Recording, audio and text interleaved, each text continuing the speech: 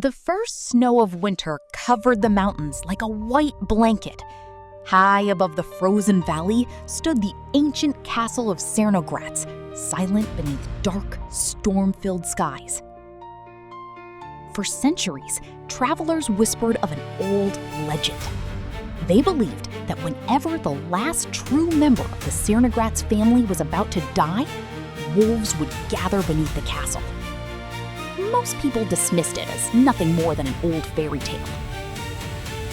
During dinner, one wealthy noble stood and looked toward the baron. "Your lordship, is it true that wolves come when the last blood of Cernogratz is about to die?" The baron laughed loudly. "A foolish legend. There are no cursed wolves, no ancient spirits, only people who enjoy frightening stories." The guests laughed with him.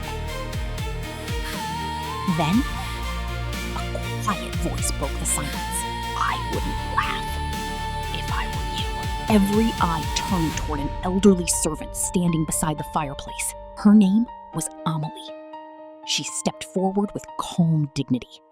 "I was born within these walls," she said softly. "Long ago, my family ruled this castle. Though we lost our title, the blood of Cernogratz still flows through my veins." The room fell silent. She looked toward the snow-covered mountains. "When my final breath comes, the wolves will return. They do not come to hunt. They come to remember." Days passed. Snow buried the roads leading to the castle, trapping everyone inside. Then, Amalie became gravely ill. Doctors from nearby villages examined her, but there was nothing they could do. "I'm sorry," the oldest doctor whispered. "She will not survive the night." A heavy silence filled the castle. Just before midnight, one lonely castle dog barked. Then, another. Moments later, every dog across the valley began howling together. Then, something answered. Not dogs, wolves. One howl echoed through the mountains. Then, another. Soon, hundreds of wolves surrounded the castle.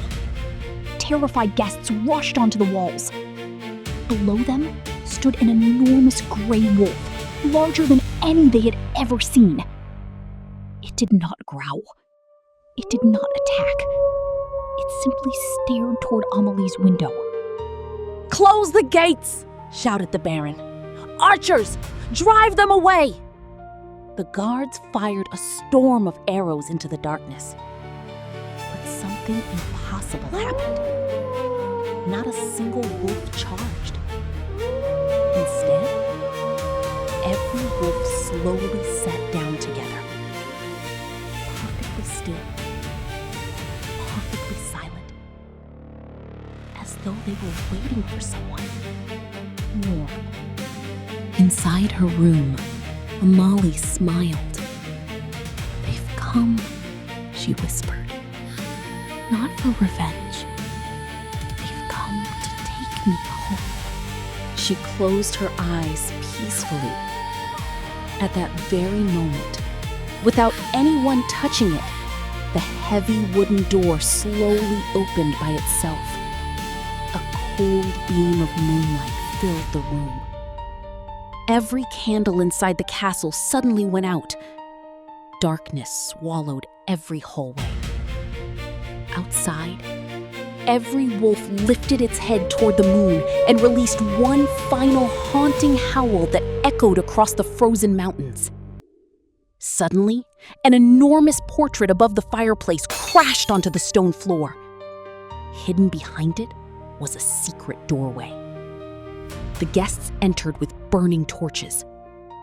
Inside, they discovered a forgotten chamber filled with ancient banners, broken statues, and a stone throne. Carved above it were the words, "Only the last blood may return home." Beside the throne rested the royal cloak of the House of Cernogratz. The baron realized the truth. every word Amalie had spoken was real. Aggression. They rushed back to her room. But Amalie had vanished. There was no body, no footprints, no open window. Only a single white rose resting peacefully upon her bed. Outside, the great gray wolf looked toward the castle one last time. Then it turned and disappeared into the falling snow. One by one, every wolf followed. By sunrise, not a single footprint remained. Even today, Castle Cernogratz still stands above the frozen valley. On quiet winter nights, travelers sometimes hear wolves howling beneath the moon. Some believe they are searching. Others believe they are guarding a promise older than history itself.